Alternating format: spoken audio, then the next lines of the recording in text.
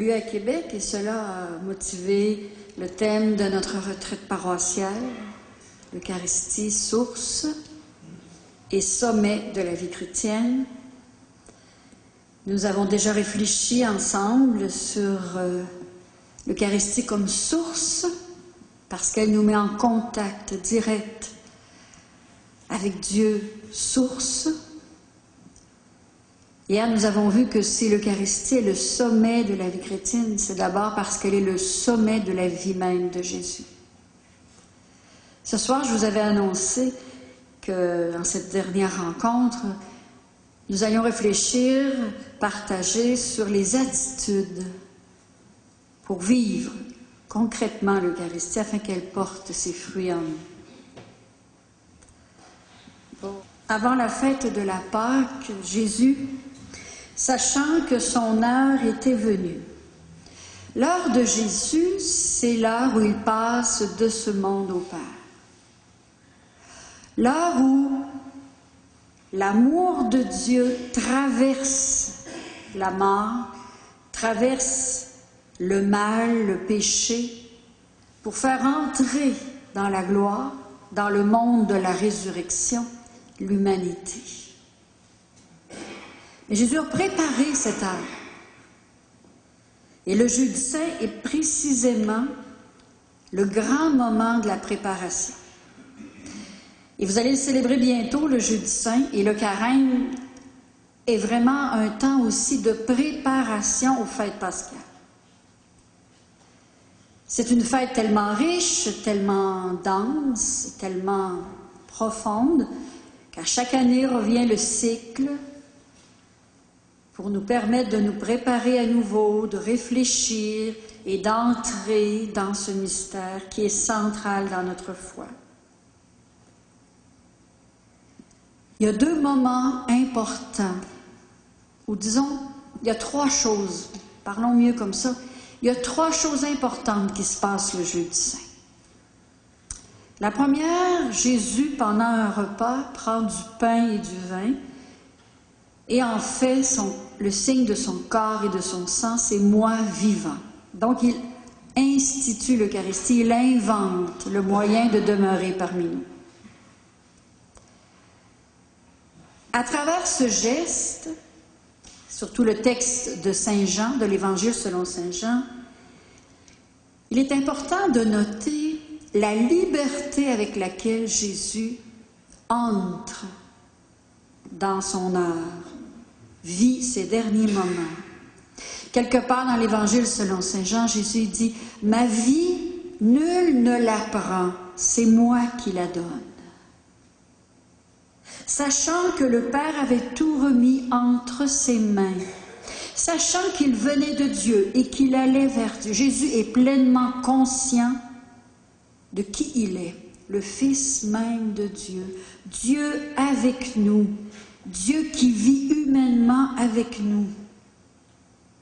Il sait aussi qu'il a dans ses mains le péché du monde, le mal, les souffrances des gens qui ont vécu avant lui et ceux qui viendront après lui, de ceux qui sont aux enfers, comme on disait dans le Sheol.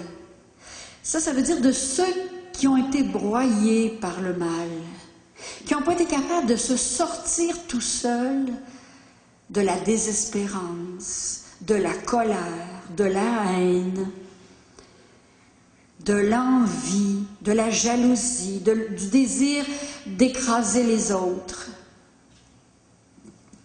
Le Père avait tout remis ça entre ses mains.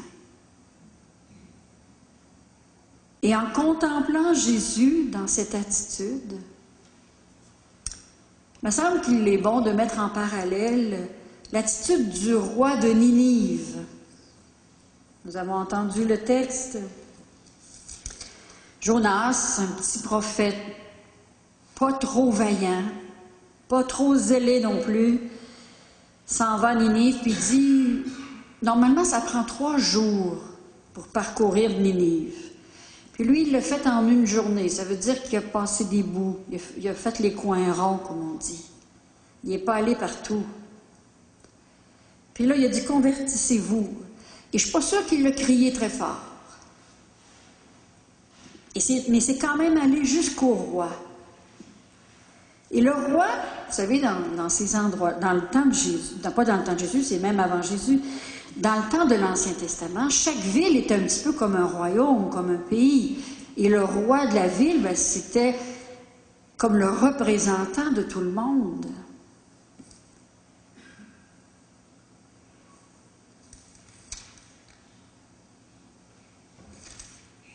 La chose arriva jusqu'au roi de Ninive. Il se leva de son trône. Le trône du roi, c'est le lieu de son pouvoir.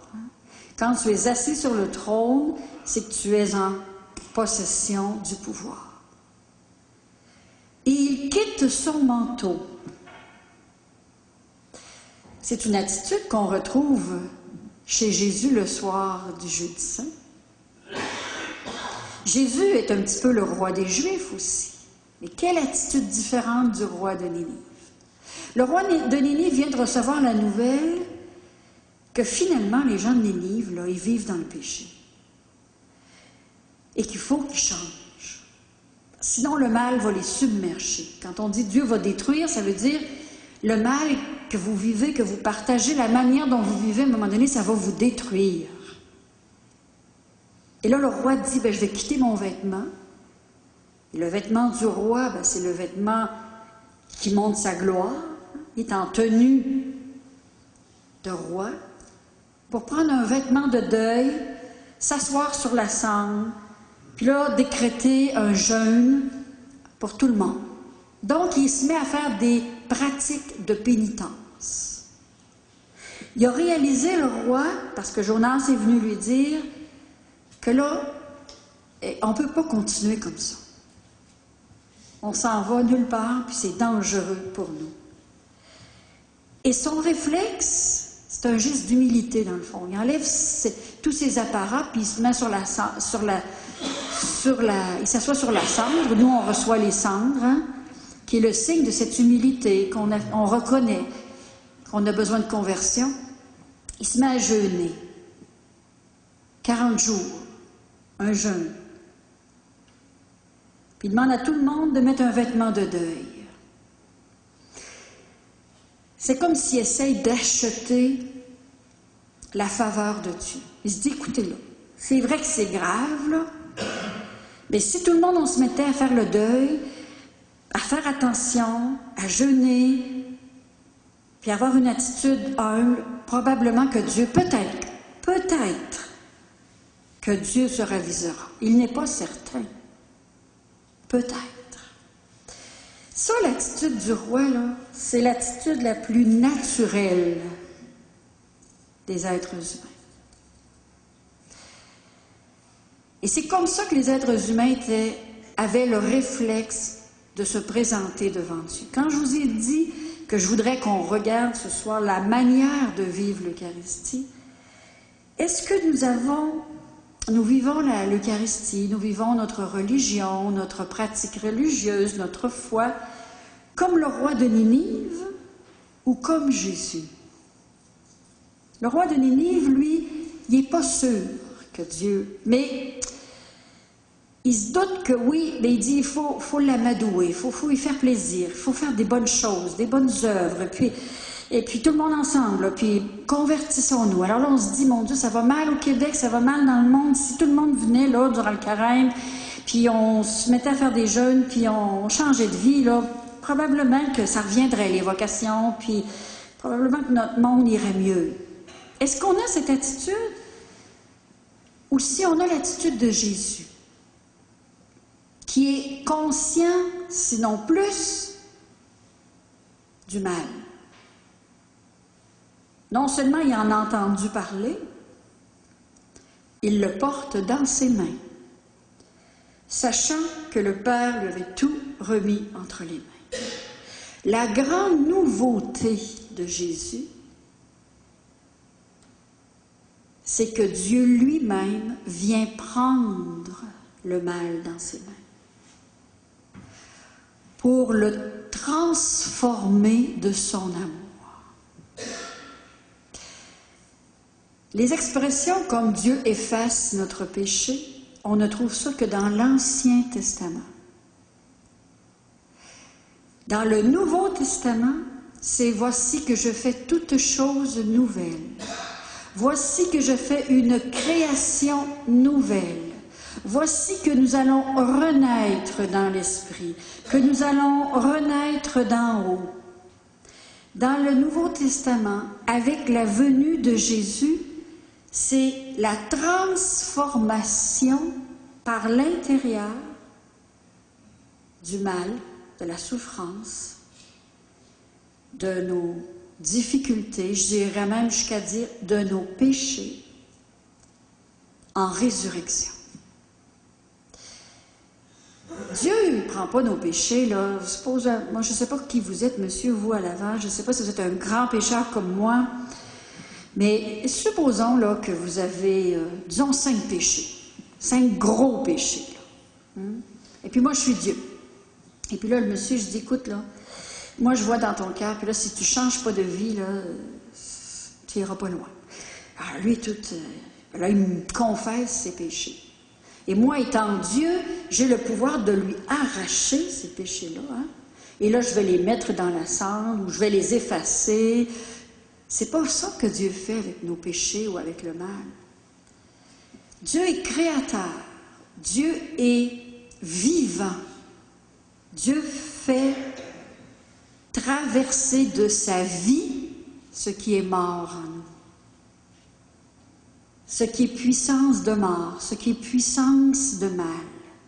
Dieu le transforme en création nouvelle. De la même manière, hein, le Big Bang, que Dieu a créé tout le monde de rien, bien, il crée en nous une nature nouvelle, une créature nouvelle de nos péchés, de nos fautes. Il les transforme. Sachant que le Père avait tout remis entre ses mains. Alors là, Jésus, il ne se dit pas, écoutez, là, moi, là, j'ai le poids du monde dans mes mains. Convertissez-vous, changez. Qu'est-ce qu'il fait? Il met tout sous l'influence de l'amour de Dieu. C'est ça, l'Eucharistie. C'est ça le sommet de la vie de Jésus. C'est qu'il prend tout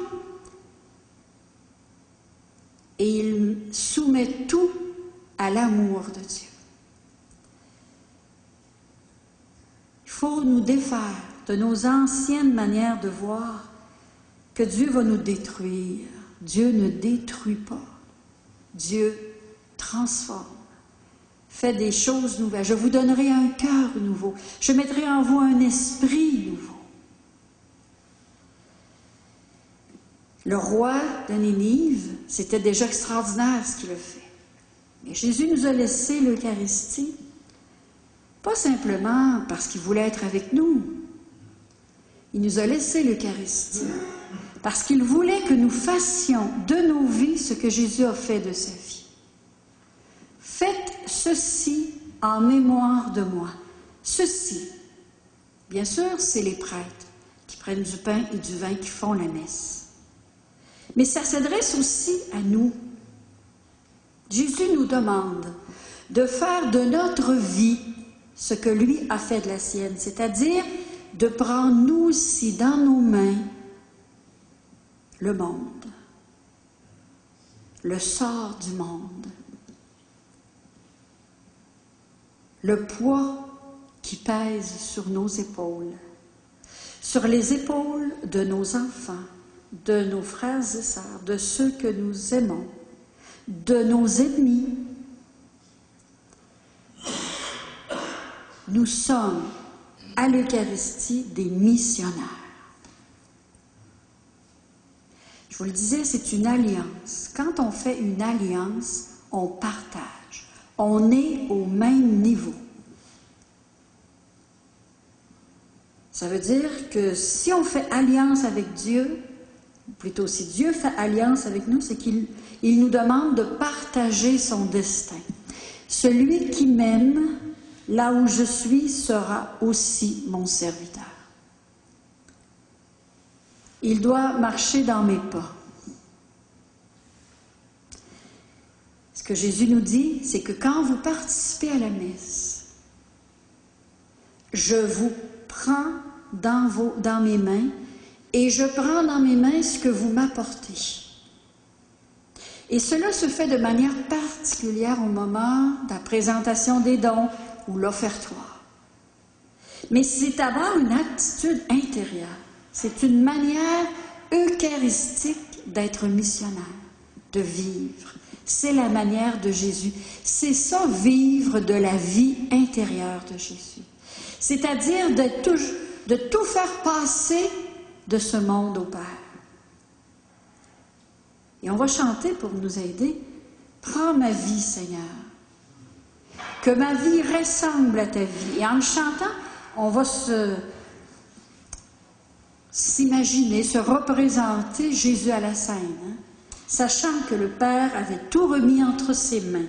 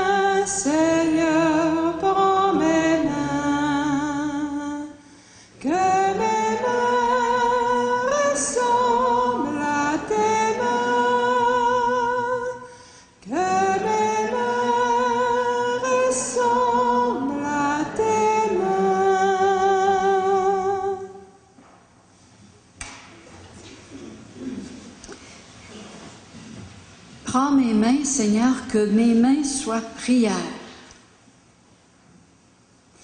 Qu'est-ce que cela veut dire? Ça veut dire qu'il faut que je place mes mains comme ça pour faire la prière? C'est pas juste les mains du prêtre qui deviennent prières. C'est les mains du mécanicien, un peu tachées, hein, par l'huile de frein, par le change, toutes les huiles, les liquides. C'est les mains du chirurgien. C'est les mains du préposé aux malades qui lave, qui touche au corps blessé du malade. C'est la main du cuisinier qui fait la pâte. C'est les mains des enfants qui veulent tout toucher. Que mes mains soient prières. Les mains, c'est ce qui nous permet d'entrer en contact avec la réalité et de se réaliser. Les anthropologues disent que c'est quand l'être, dans le processus d'évolution, c'est quand on a pris la station debout, ça a dégagé la main, et c'est là que notre intelligence s'est développée. Parce qu'on se sert d'une main comme d'un outil, on se sert de la main pour aimer, on peut faire des gestes d'amour avec nos mains. On peut aussi se servir de nos mains pour tuer, pour blesser.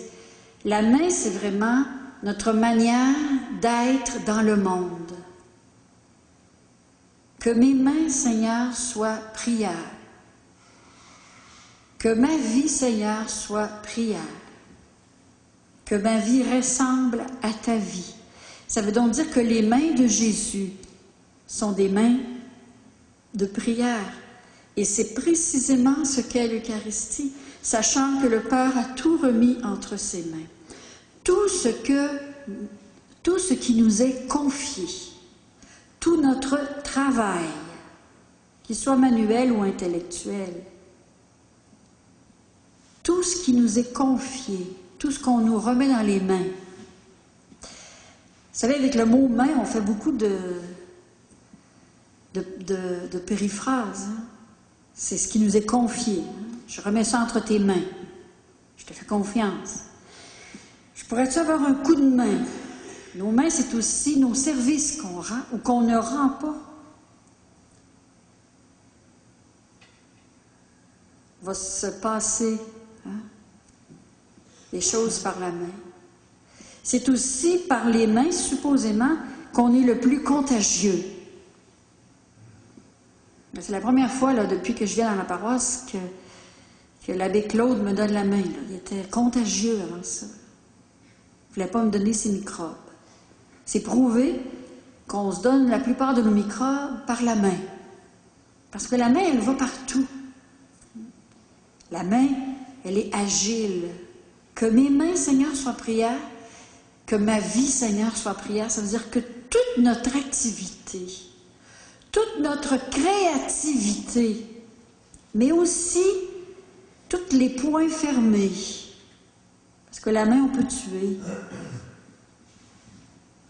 on peut blesser. Tout ça peut devenir prière.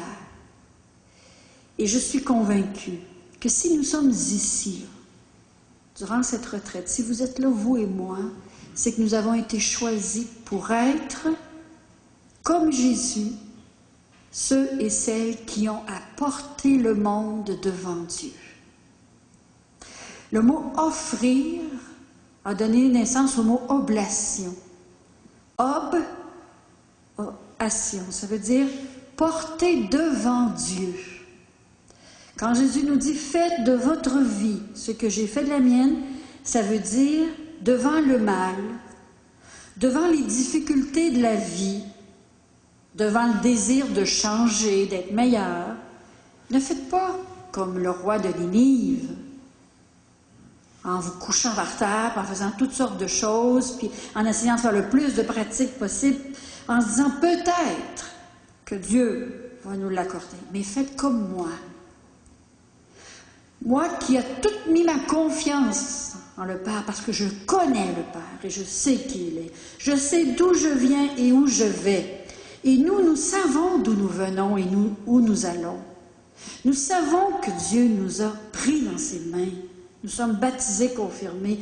Nous participons de sa vie dans l'Eucharistie. Nous savons qu'il veut nous conduire jusqu'en sa demeure. Pas simplement après notre mort, mais déjà à chaque communion eucharistique. Et il nous confie le monde. On ne vient pas simplement à la messe pour recevoir, pour se nourrir. Bien sûr, c'est un aspect très important. On n'est pas simplement à la messe pour se nourrir, pour remercier Dieu, pour lui demander lui présenter nos intentions. On est là comme Jésus était là le jeudi saint. Porter le monde devant Dieu. Être comme des phares dans notre monde troublé. C'est une mission. Elle est presque invisible. Elle est secrète, mais elle est réelle. L'Eucharistie n'a de sens que dans l'Église. Et c'est pas moi qui le dis, là, c'est la parole de Dieu. La dernière phrase presque de la Bible, dans l'Apocalypse. L'Esprit et l'épouse, l'Esprit et l'épouse, ça c'est les grandes images de Saint Jean dans l'Apocalypse. L'Esprit, c'est l'Esprit Saint qui nous a été donné, qui prie en nous, et l'épouse, c'est l'Église. Dieu compare l'Église à son épouse. Parce qu'on parle d'alliance, c'est la plus belle image. Alors l'Esprit et l'Église disent « Viens ». Que celui qui entend dise « Viens ». Et que la personne assoiffée s'approche. Que l'homme de désir reçoive l'eau de la vie gratuitement. C'est pas comme le roi de Ninive qu'on achète le pardon de Dieu par nos bonnes œuvres. Qu'est-ce que j'ai fait pour mériter ça? C'est presque un blasphème de dire ça. Qu'est-ce que j'ai fait au bon Dieu? Ou bien le contraire, pourtant je mène une bonne vie. Laissez-moi vous raconter un fait dans ma vie. Lorsque je suis partie pour le Pérou en 1995, il y avait dans ma famille énormément de situations difficiles. Et pour mes parents, c'était comme une épreuve de plus que je parte au loin comme ça. Mais moi, dans mon amour du Seigneur, j'ai dit, Seigneur, je te fais le sacrifice. Hein? Je m'en vais, je te fais un sacrifice en quittant tout le monde. Et je suis sûre que tu vas t'occuper de ma famille. Sauf que mon intention n'était pas vraiment pure. Parce que quand je suis revenue, 2 ans et demi après, parce que je suis revenue à plusieurs reprises, ça allait encore plus mal dans la famille. C'était pire. Alors moi, là, j'ai commencé un petit peu comme Jonas, là, à en vouloir un peu à Dieu. Là, je dis, écoute, moi, j'ai tout quitté, j'ai laissé ça ici, je suis partie au loin, j'ai appris une autre langue, j'ai eu plein d'épreuves de commencer. En plus, j'avais une fourmi, bon. J'ai dit au Seigneur, comment ça se fait, Seigneur, que tu t'es pas occupé des miens? Ça a été quelques semaines, là, difficiles. J'avais déjà vécu ça à l'âge de 16 ans, quand j'avais été à la messe un lundi soir. Vous comprenez, une jeune fille de... Non, j'avais 18 ans. De 18 ans qui va à la messe le lundi soir. J'y allais jamais. Et pendant que j'étais à la messe, le commerce de mon père a passé au feu. Bon, ben là, j'en ai voulu à Dieu. Mais j'ai compris, hein, qui suis-je, moi, pour demander des comptes à Dieu? C'est comme si je lui disais, Seigneur, moi, je t'ai donné beaucoup, fais beaucoup. C'est pas comme ça que ça marche. Celui que l'esprit et l'épouse disent, viens. Ce que j'ai à faire, c'est pas de dire, Seigneur, je te donne ça, alors donne-nous cela. C'est, Seigneur, viens. Je te présente ces situations de souffrance. Viens. Comme le prêtre demande à l'Esprit Saint de venir transformer le pain et le vin dans le corps et le sang de Jésus, nous présentons le monde, les nôtres, nos vies, notre santé débile, nos difficultés.